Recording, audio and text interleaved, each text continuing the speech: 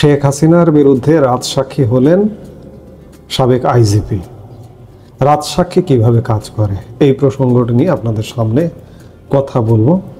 আপনারা ইতিমধ্যেই জানেন যে আজকে আন্তর্জাতিক অপরাধ ট্রাইব্যুনালে একটি মামলার অভিযোগ গঠনের বা চার্জ গঠনের দিন ধার্য ছিল। আজকে ইতিমধ্যে আন্তর্জাতিক অপরাধ ট্রাইব্যুনাল আদালত শেখ হাসিনার বিরুদ্ধে একটি মামলায়, জুলাই সহিংসতায় মামলায়, হত্যা মামলায় চার্জ গঠন করেছে এবং এই চার্জ গঠনে আরও নাটকীয় ঘটনা ঘটেছে যে এই মামলায় 3 জন অভিযুক্ত, এর মধ্যে একজন ইতিমধ্যে অ্যারেস্টেড সাবেক আইজিপি চৌধুরী আবদুল্লাহ আল মামুন এবং 2 জন দেশের বাইরে আছেন, সাবেক প্রধানমন্ত্রী শেখ হাসিনা এবং সাবেক স্বরাষ্ট্রমন্ত্রী আসাদুজ্জামান খান কামাল। এখন একজন যিনি অ্যারেস্ট আছেন সাবেক আইজিপি আবদুল্লাহ আল মামুন, তিনি এই মামলায় বলা হচ্ছে যে তিনি দায় স্বীকার করেছেন। তিনি আদালতের কাছে বলেছেন যে আমি এই অপরাধে যুক্ত ছিলাম, আমি অপরাধী, আমি দোষ করেছি এবং তিনি এই মামলায় রাজসাক্ষী হবার আবেদনও করেছেন। মৌখিকভাবে আদালতেও বলেছেন এবং রিটেন একটি আবেদনও দাখিল করেছেন ট্রাইব্যুনালে। আইনে বিধান আছে এমনটা যে যদি কোনো সংঘবদ্ধ অপরাধ হয়, সেই অপরাধী দলের মধ্য থেকে একজন যদি চায় বা 2 জন যদি চায়, এক বা একাধিক সম্ভবত, যে পুরো অপরাধটা উদ্ঘাটনে রাষ্ট্রপক্ষকে সহযোগিতা করবে, যে স্বীকারোক্তি দেবে যে এই অপরাধটা কিভাবে ঘটেছে, এটি বোঝার জন্য আইনে বিধান আছে রাজসাক্ষী হবার। সেই বিধান অনুযায়ী চৌধুরী আবদুল্লাহ আল মামুন রাজসাক্ষী হয়েছেন। যাবতীয় অপরাধ উদ্ঘাটনে সহযোগিতা করবেন তিনি এটি বলেছেন এবং তার জন্য বাড়তি নিরাপত্তারও আবেদন করা হয়েছে, নিরাপত্তাও চাওয়া হয়েছে। এই নিরাপত্তার জন্য তাকে জেলখানায় আলাদাভাবেও রাখা হবে, আলাদা কক্ষে রাখারও নির্দেশ দিয়েছে আদালত।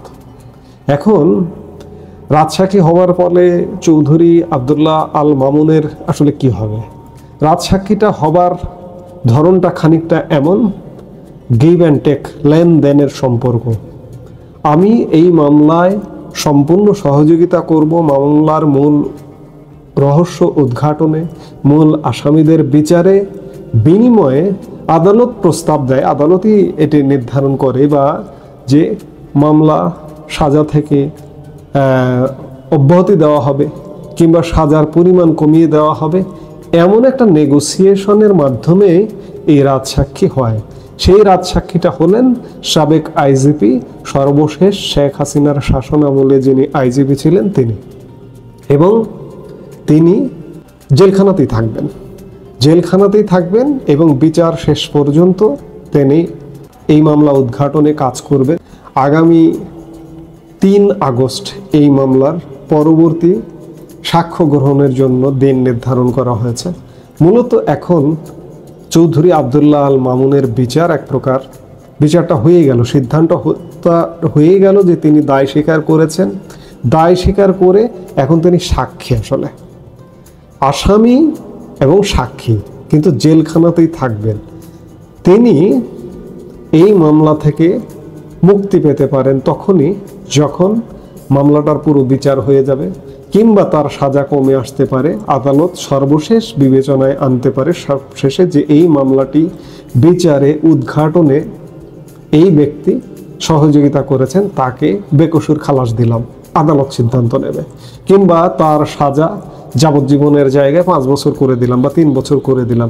এই সিদ্ধান্তটা মামলা চূড়ান্ত পরিণতির পরে আসবে। আচ্ছা, এই রাজসাক্ষী হলেন, রাজসাক্ষীর কি বিচার হতে পারে না? রাজসাক্ষী যদি ভুল সাক্ষী দেন, মিথ্যা সাক্ষী দেন, তাহলে আইন কি বলে? তাহলেও আইন বলে যে রাজসাক্ষীরও বিচার হতে পারে। চৌধুরী আবদুল্লাহ আল মামুন অ্যারেস্ট অবস্থায় রাজসাক্ষী হতে চাইলেন কি নিজের ইচ্ছায়? তার প্রতি কি বল প্রয়োগ করা হয়েছে কিনা? পরিস্থিতি তেমনও হতে পারে, কারণ তিনি তো এখন সরকারের হেফাজতে, আদালতের হেফাজতে কিংবা বিচার ব্যবস্থার হেফাজতে। বল প্রয়োগ করেও তাকে এমনটা প্রস্তাব দেওয়া হতে পারে। তার প্রেক্ষিতে আব্দুল্লাহ আল মামুন রাজসাক্ষী হয়েছেন। এখন যদি তিনি এই মামলায় মিথ্যা সাক্ষী দেন বা অন্য কিছু করেন, ষড়যন্ত্রে যদি অংশ হন, তাহলে ভবিষ্যতে সিনারি চেঞ্জ হলে তিনি বিচারের আওতায় আসবেন। অথবা তিনি এখন হয়তো আপাতত এমনটাও হতে পারে তিনি জীবন বাঁচানোর খাতিরে, জীবন রক্ষার্থে রাজসাক্ষী হয়েছেন। আর এই যে মামলাটির বিচার হচ্ছে, এই বিচারটি আমি বলবো যে চৌধুরী আব্দুল্লাহ আল মামুন এক প্রকার বেঁচে গেলেন, রাজসাক্ষী হয়ে বেঁচে গেলেন। কারণ তিনি দায় স্বীকার করলেন এবং মামলার পক্ষে কাজ করবার জন্য, এক প্রকার সরকারের পক্ষে কাজ করবার জন্যই রাজসাক্ষী বা অ্যাপ্রুভার হয়েছেন। তো যেটি হোক না কেন, আর যে দুজন আসামিকে চিহ্নিত করছে আন্তর্জাতিক অপরাধ ট্রাইব্যুনাল, সাবেক প্রধানমন্ত্রী শেখ হাসিনা এবং সাবেক স্বরাষ্ট্রমন্ত্রী আসাদুজ্জামান খান কামাল, তাদের উদ্দেশ্যে নিজেদের মতো করে আদালত যে রায় দিন না কেন, যে রায়েই তাদেরকে অভিযুক্ত করুন না কেন, ফাঁসি দিন। বাংলাদেশে ফাঁসির ব্যবস্থা এখনো পর্যন্ত আছে, যাবজ্জীবন আছে। বিশ্বের অনেক দেশে ফাঁসির ব্যবস্থা নেই। ফাঁসির ব্যবস্থা যাতে না থাকে, ফাঁসির ব্যবস্থা উঠিয়ে দেওয়ার জন্য আন্তর্জাতিক চাপও আছে। মানবাধিকার, জাতিসংঘ মানবাধিকার কমিশনেরও চাপ আছে যে ফাঁসির ব্যবস্থাটা উঠিয়ে দেওয়ার জন্য। এখন ঘটনা হচ্ছে যে বিচার হবে, কিন্তু আপনি সাজা কার্যকর করতে পারবেন না। কারণ প্রধানমন্ত্রী শেখ হাসিনা এবং সাবেক স্বরাষ্ট্রমন্ত্রী আসাদুজ্জামান খান কামাল দেশের বাইরে আছেন, আর চৌধুরী আব্দুল্লাহ আল মামুন তো রাজসাক্ষী হয়েই গেলেন। সবকিছু মিলিয়ে এই মামলাটা আসলে 3 আসামির মধ্যে একজন হলেন রাজসাক্ষী এবং 2 জন দেশের বাইরে। তাহলে বিচার হবে, সাজা হবে, কিন্তু সাজা কার্যকর হবে না বা কার্যকর করা যাবে না। এই মুহূর্তে এ পর্যন্তই। সবাই ভালো থাকুন, সুস্থ থাকুন। আর চৌধুরী আব্দুল্লাহ আল মামুন তো রাজসাক্ষী হয়েই গেলেন।